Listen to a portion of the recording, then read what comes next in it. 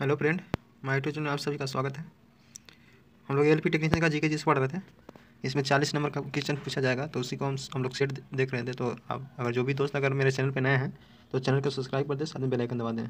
और इस चैनल के माध्यम से जीके जीएस का आपको टेंशन नहीं लेना है। फुली जो 40 नंबर का जीके जीएस आएगा उसके लिए एवरीडे आपको 40-40 का सेशन लेके आते हैं। बहुत छोटे वीडियो होता है, तो वीडियो को ज़रूर देखा कीजिए, ताकि आपको सीखने के ही लिए मिलेगा, ऐसा नहीं है। और जहाँ तक मेरा प्रयास रहता है कि आपको ज़्यादा से ज़्यादा कंटेंट देने का प्रयास करें। चलिए वीडियो के माध्यम से देखते हैं। पहला क्वेश्चन है कि भारत में काली मिट्टी किस श्रेणी में रखा जाता है। तो बताइए, भारत में काली मिट्टी जो होता है किस श्रेणी में रखा जाता है। तो चेरनोजेम में। किस श्रेणी में रखा जाता है? तो चेरनोजेम में। ठीक है। काली मिट्टी को क्या बोलते हैं? तो लेटराइट मिट्टी बोलते हैं। काली मिट्टी कहाँ कहाँ पाया जाता है? तो गुजरात, महाराष्ट्र। ठीक है। कपास का सबसे अधिक उत्पादन कहाँ होता है? तो गुजरात में होता है। कहाँ होता है? गुजरात में। ठीक है। और दूसरा सबसे अधिक उत्पादन कहाँ होता है? तो महाराष्ट्र में होता है। ठीक है, कपास का। अगर सोयाबीन की बात करें तो मध्य प्रदेश में सबसे ज़्यादा होता है। मध्य प्रदेश में भी काली मिट्टी पाया जाता है। ठीक है। चलिए नेक्स्ट देखते हैं। और दोस्तों ऐसा ऐसा जीके आपको इसमें मिलेगा ना कि आप खुद अचंभित हो जाएगा कि एक लेवल है या नहीं। आप खुद वीडियो देखने के बाद आपको खुद समझ में आएगा। ठीक है दोस्तों, कुछ वीडियो में अगर त्रुटि होती है तो उसको थोड़ा कंप्रोमाइज़ करने का प्रयास करें, क्योंकि मेरे पास वीडियो बनाने के लिए इतना सुविधा नहीं है जो कि आपको एक अच्छे से प्रोवाइड कर सकूँ। हम ज़्यादा से ज़्यादा प्रयास करते हैं कि आपको अच्छे से ऐसे कंटेंट दे सकूँ। ठीक है, तो थोड़ा मोड़ा अगर कोई गलती होता है तो उसको थोड़ा इग्नोर करके चलिए, और आपको सीखने के लिए मिलेगा इस वीडियो में, और विशेष क्या आपको बता सकते हैं। ठीक है, चलिए सेकंड क्वेश्चन देखते हैं। पृथ्वी की स्थिति को सूर्य से सर्वाधिक दूरी होती है तो 4 जुलाई को होती है। कब होती है? तो ये 4 जुलाई को क्या होता है? तो अपसौर की घटना होता है। क्या होता है? अपसौर बोलते हैं इसको। क्या बोलते हैं? अपसौर की घटना। और 3 जनवरी को क्या होता है? तो 3 जनवरी को सूर्य और पृथ्वी के बीच के न्यूनतम दूरी होती है। ठीक है, क्या होता है? 3 जनवरी को। ठीक है। और 22 मार्च को क्या मनाते हैं? तो बिहार दिवस मनाते हैं। ठीक है। 30 जनवरी को क्या मनाते हैं? तो महात्मा गांधी जी का क्या हुआ था? मृत्यु हुआ था। कब हुआ था? 30 जनवरी 1948 को। ठीक है। महात्मा गांधी जी का जन्म कब हुआ था? तो 2 अक्टूबर 1869 को। कब हुआ था? 2 अक्टूबर 1869 को। मृत्यु कब हुआ था? 30 जनवरी 1948 को। ठीक है। और 30 जनवरी को क्या बोलते हैं, मनाते हैं? तो शहीद दिवस मनाते हैं। ठीक है। नेक्स्ट आगे है, कौन सा हवा जलने में सहायक प्रदान करता है? तो ये ऑक्सीजन। बिना ऑक्सीजन के द्वारा हम लोग किसी भी वस्तु को जला नहीं सकते हैं। ठीक है। ऑक्सीजन की परमाणु संख्या कितना होता है? 8 होता है। ठीक है। और इसके ये फुलफिल है। इसके बाद हम कक्षा में संख्या की बोले तो इसको 0 होगा, क्योंकि फुलफिल है। और एक है कार्बन डाइऑक्साइड, इसका संकेत क्या होता है? CO2 होता है। ठीक है। और एक कार्बन है, तो कार्बन की परमाणु संख्या कितना होता है? 6 होता है। ठीक है। अगर इसको इलेक्ट्रॉनिक्स विन्यास करें तो 2 4। ठीक है, 2 4 हो गया। और एक नाइट्रोजन है, तो नाइट्रोजन की परमाणु संख्या कितना होता है? 7 होता है। ठीक है। इसका परमाणु इलेक्ट्रॉनिक्स विन्यास करेंगे तो कैसे कीजिएगा? तो 2 4 1। ठीक है। इसके बाद हम कक्षा में कितने इलेक्ट्रॉन होते हैं? तो 1 होते हैं। ठीक है। नेक्स्ट और एक चीज़ और है कि कार्बन डाइऑक्साइड की उपयोग कहाँ कहाँ करते हैं? तो जब चूना पत्थर हम लोग अति करते हैं, बनाते हैं, वहाँ पे उपयोग किया जाता है। और वातावरण में CO2 की मात्रा कितना होता है? तो 0.03%। ठीक है। नाइट्रोजन की बात करें तो कितना होता है? तो 71%। CO2 ऑक्सीजन की बात करें तो कितना होता है बताइए? तो 21% होता है, जिसमें से शुद्ध रूप से कितना होता है? 17% ऑक्सीजन होता है, और 4% उसको श्वसन करने के बाद 4% क्या होता है? CO2 की मात्रा बाहर निकल जाता है। ठीक है। तो टोटल अगर कहे तो 21%। अगर श्वसन की दर से कहे तो टोटल ऑक्सीजन जो होता है 17% होता है, बाकी 4% क्या होता है? CO2 होता है। ठीक है। नेक्स्ट अगला है, राष्ट्रीय धातु कर्म प्रयोगशाला कहाँ स्थित है? बताइए। तो यह है जमशेदपुर में है। कहाँ है? इस्पात जमशेदपुर। जमशेदपुर टाटा जी ने इसका निर्माण कब किए थे? 1907 में किए थे। ठीक है। तो टाटा स्टील जिसको बोलते हैं। ठीक है। तो ये क्या है? धातु कर्म प्रयोगशाला है। ठीक है। और दोस्तों इस तरह से डिस्क्राइब किया हुआ आपको यूट्यूब पे जीके जीएस नहीं मिलेगा, जितना हम डिस्क्राइब करने का प्रयास करते हैं। ठीक है।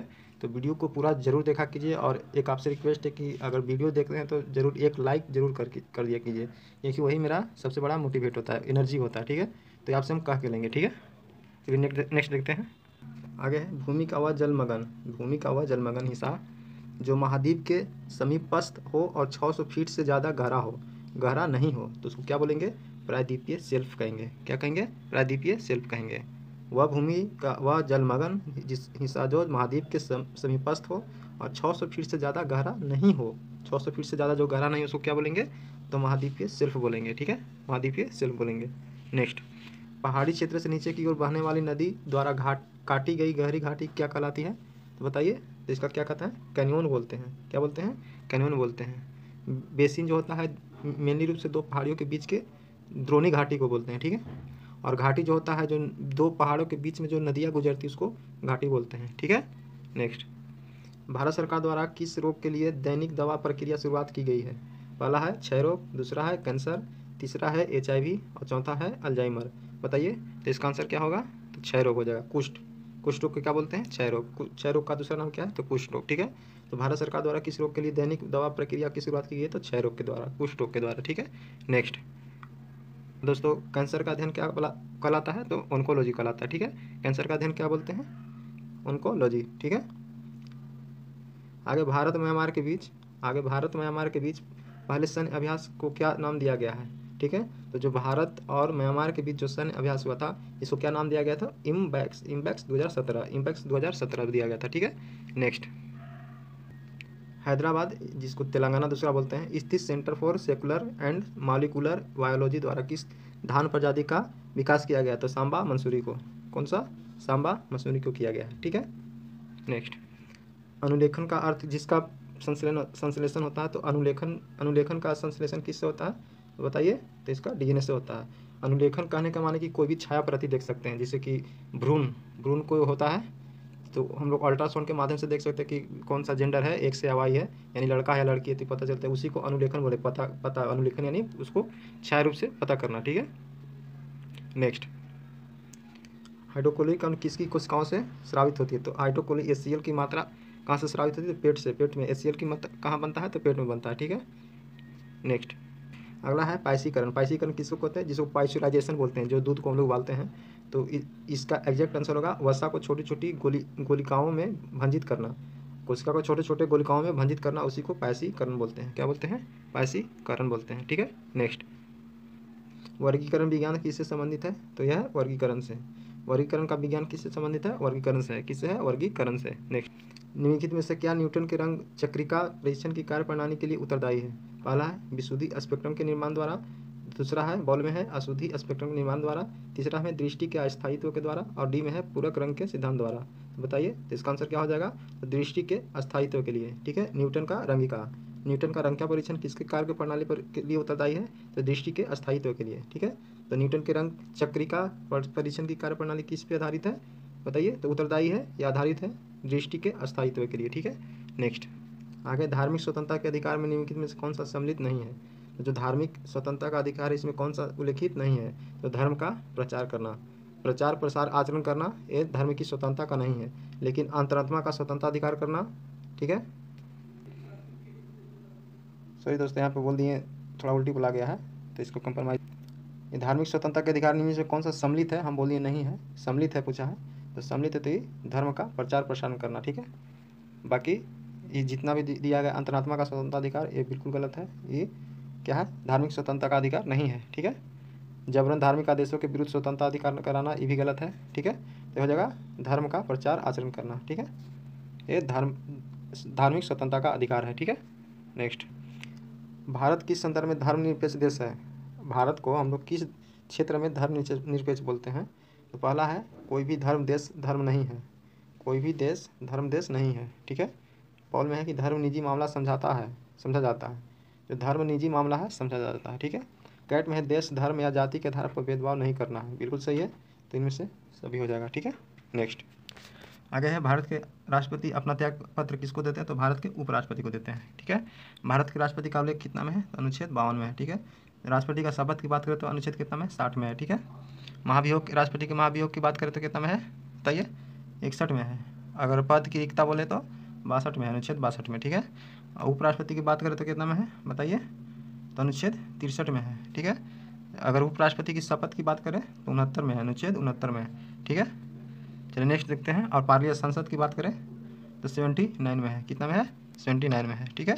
लोकसभा की बात करें तो 81 अनुच्छेद, राज्यसभा पूछे तो 80 अनुच्छेद, ठीक है। नेक्स्ट दोस्तों, इतना तरह से डिस्क्राइब किया हुआ आपको नहीं मिलेगा, हम अभी भी बोल रहे हैं कि आपको कहीं भी नहीं मिलेगा। बहुत हम इसमें प्रयास करते हैं कि आपको अच्छे से अच्छे डिस्क्राइब कर सके, ठीक है। आगे है नचिकेतोपाख्यान। नचिकेतोपाख्यान ग्रंथ किसने लिखा था? तो सदन मिश्र ने। किसने लिखा था? सदल मिश्र ने। किसने लिखा था? सदल मिश्र ने। ठीक है, नेक्स्ट। एक स्वतंत्र राजा के लिए, राजा के रूप में शिवाजी का राज्याभिषेक किसने किया था और कहाँ किया गया था, बताइए? तो शिवाजी का राज्याभिषेक कहाँ किया गया था? तो रायगढ़ में किया गया था। कहाँ किया गया था? रायगढ़ में। ठीक है, नेक्स्ट। निम्नलिखित में से किस शहर में अंतर्राष्ट्रीय मुद्रा कोष का मुख्यालय है? अंतर्राष्ट्रीय मुद्रा कोष का मुख्यालय किस शहर में है, बताइए? तो वाशिंगटन डीसी। वाशिंगटन डीसी कहाँ पड़ता है? तो अमेरिका में। ठीक है, नेक्स्ट।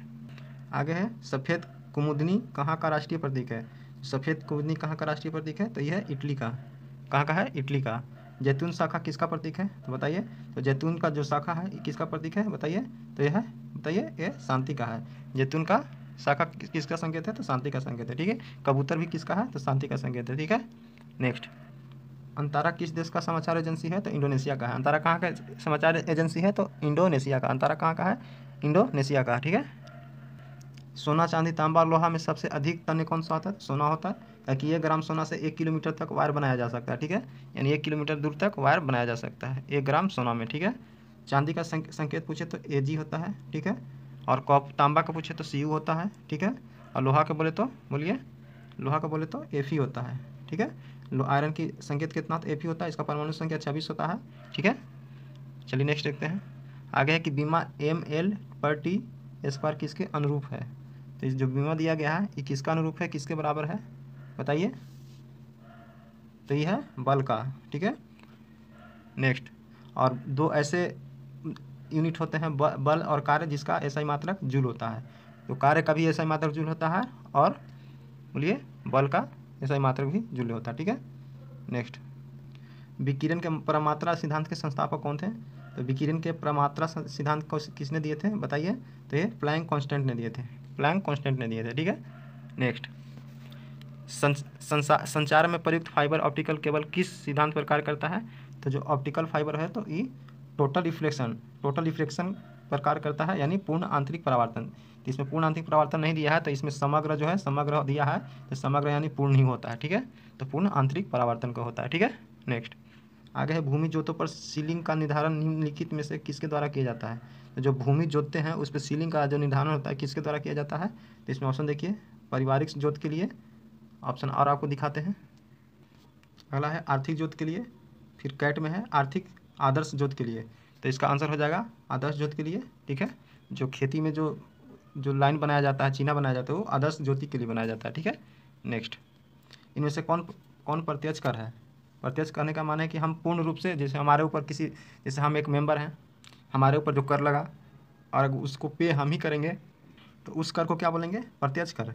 लेकिन अप्रत्यक्ष हो गया कि जैसे कोई कंपनी से बिस्किट बना, तो बिस्किट हम खरीदें तो उस पर जो जीएसटी लगता है तो हम तो दुकानदार को दिए, दुकानदार उस कंपनी जहाँ से खरीदता है उसको दिया और कंपनी उसको पे किया सरकार को, तो उसको अप्रत्यक्ष बोलते हैं। ठीक है, तो इसी में कह रहा है कि कौन एक प्रत्यक्ष कर है, बताइए? तो ऑप्शन पढ़ लीजिए। व्यापारिक टर्नओवर पर जो व्यापारिक टर्नओवर जो व्यापार करता है उसका टर्नओवर कर, मनोरंजन तथा समृद्धि कर, मृत्यु कर, मतदान कर और सीमा शुल्क और उत्पाद कर। तो इसमें हो जाएगा मृत्यु कर और मतदान कर। कौन हो जाएगा? मृत्यु कर और मतदान कर। ठीक है, बाकी हम लोग सीमा शुल्क, उत्पाद शुल्क खुद यदि यह प्रत्यक्ष कर में आता है।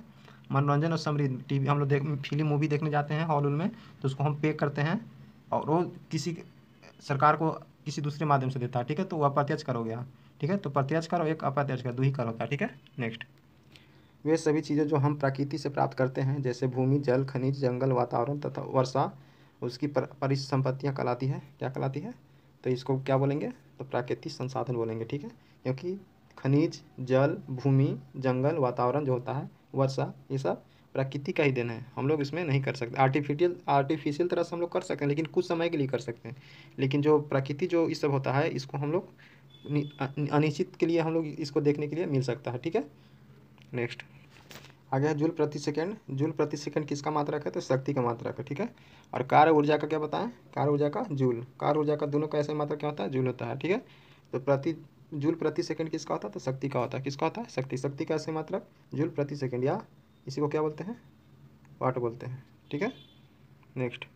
और 800 शक्ति बराबर कितना होता है? 746 होता है। ठीक है, 800 शक्ति बराबर। ठीक है, आगे है कि शरीर में कैल्शियम नामक खनिज की कमी से कौन सा रोग होता है? तो अस्थि और दंत विकार, अस्थि हड्डियों में कमजोरी या हड्डी में कुछ टूटने और घटने की जो घटना होता है उसका होगा, और दंत विकार होगा, दंतों में क्षय होगा। ठीक है, नेक्स्ट कैल्सीफेरॉल किसका नाम है? तो कैल्सीफेरॉल किस विटामिन को बोलते हैं? विटामिन डी को। किसको बोलते हैं? विटामिन डी को। विटामिन बी वन को क्या बोलते हैं? बायोटीन। ठीक है, विटामिन बी2 को थायमिन। ठीक है, विटामिन ए को रेटिनॉल। क्या बोलते हैं? विटामिन ए को रेटिनॉल। विटामिन सी को बोलिए हाइड्रोक्लोरिक एसिड। ठीक है, निम्नलिखित में से किसके तना का मुख्य कार्य खाद्य संश्लेषण में होता है? तो किसका होता है? तो ये होता है नागफनी का होता है। किसका होता है? नागफनी का। अदरक एक तना है जो हम लोग खाते हैं, प्याज का भी तना खाते हैं और आलू का भी तना खाते हैं। काली हरा रोग किसके कारण होता है? तो ये ऑक्सीजन के कारण होता है। आलू में देखें कभी कभी हरा रंग हो जाता है, तो ऑक्सीजन के से ई रिएक्शन कर लेता है, जिसकी वजह से ही हरा रंग हो जाता है। ठीक है, तो ये नुकसान होता है। नेक्स्ट, ऑक्सीजन से ओजोन बनाने के लिए निम्नलिखित में से किसकी आवश्यकता होती है? बताइए। तो ये किसका होता है? अल्ट्रा वायलेट किरण का होता है। किसका? ओजोन परत को हानिकारक से कौन किरण किसको बचाता है? तो ओजोन बचाता है किससे? पराबैंगनी किरण से। ठीक है, ये लेयर को नीचे पहुंचने नहीं देता है। चलिए नेक्स्ट देखते हैं। आगे है ओजोन किससे प्रभावित करता है? बताइए। तो ओजोन जो है किससे प्रभावित करता है? तो पारे और चांदी का। ठीक है, पारा और चांदी का ओजोन प्रभावित करता है। ब्रोमीन है, ब्रोमीन क्या है? बताइए, ब्रोमीन क्या है? तो ब्रोमीन एक क्या है? लाल द्रव है। ठीक है, और ब्रोमीन एक अधातु भी है। ठीक है, ये द्रव अवस्था में पाया जाता है। ठीक है, तो ब्रोमीन एक है क्या है? लाल द्रव। इसके ऑप्शन के अनुसार लाल द्रव है। ठीक है, और ब्रोमीन एक अधातु है। ठीक है, नेक्स्ट, प्राकृतिक वर्ण का सिद्धांत किसने दिया था? बताइए। तो प्राकृतिक वर्ण का सिद्धांत किसने दिया था? तो चार्ल्स डार्विन ने दिया था। किसने दिया था? चार्ल्स डार्विन ने। मेडल ने मटर के पौधा पर परीक्षण किए थे। ठीक है, नेक्स्ट, भारी जल का रासायनिक नाम क्या है? बताइए। तो ड्यूटेरियम ऑक्साइड। क्या नाम है? ड्यूटेरियम ऑक्साइड, यानी D2O। D2O किसका नाम है? तो भारी जल का। ठीक है, नेक्स्ट, जिप्सम का रासायनिक सूत्र क्या होता है? बताइए। तो जिप्सम का रासायनिक सूत्र क्या होता है? तो इसका होता है कैल्शियम सल्फेट इंटू 2H2O। ठीक है, तो CSO4 इंटू 2H2O। ठीक है, कैल्शियम को जब इसको तोड़ते हैं तो प्लास्टर ऑफ पेरिस बनता है, जिसका फॉर्मूला होता है CaSO4 इंटू हाफ H2O। क्या होता है? Half H2O। ठीक है, तो दोस्तों ये रहा 40 GK GS। और इस वीडियो को आप ज़्यादा से ज़्यादा देखें और ज़्यादा से ज़्यादा लोगों को फैलाएं, शेयर करें। ठीक है, और अच्छे से पढ़ें। हमसे जितना प्रयास होगा दोस्तों उतना करने का हम प्रयास करते हैं, क्योंकि हम भी पढ़ाई करते हैं, आप ही लोग के जैसा एक छोटा भाई समझिए। ठीक है दोस्तों, मिलते हैं नेक्स्ट वीडियो में। धन्यवाद।